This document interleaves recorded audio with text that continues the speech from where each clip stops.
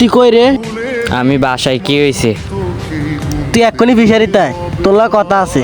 তুই যে আমার কাছে টাকাগুলো নিলি 1 মাসের কথা গেয়া, এখন 3 মাস হয়ে গেছে, তুই আবার টাকাগুলো দিতেছস না। ফিশারিতায় তোর লগে বোঝাপড়া আছে। আমি আইতাছি। তুই যে আমার কাছে টাকাগুলো 1 মাসের কথা গিয়ে নিলি, আবার টাকা দিলি না কেন? তুই তো জানস আমি এখন কাম কাজ করি না। কাজ করার থেকে না করার সেটা আমার দেখার বিষয় না। তুই এই মুহূর্তে আমার টাকা দিবি, ওই থেকে দেখ সেটা আমি জানি না। দোস্ত আমার একটা মাস সময় দে, তোর টাকাগুলো দিয়ে দিবি। তুই এক্ষুনি আমার টাকা দিবি। আমি কই থেকে টাকা দিব? টাকা দিবি না মানি? তুই এক্ষুনি টাকা দিবি, এক্ষুনি। তুই কয়টা টাকার জন্য আমাকে থাবর মারলি? আমার তো যদি টাকা থাকতো আমি কত আগে টাকা দিয়ে দিতাম। বন্ধু, তুই আমার মাফ করে দিস। আজকে কটা টাকার জন্য তোরে আমি একটা থাবর মারছি।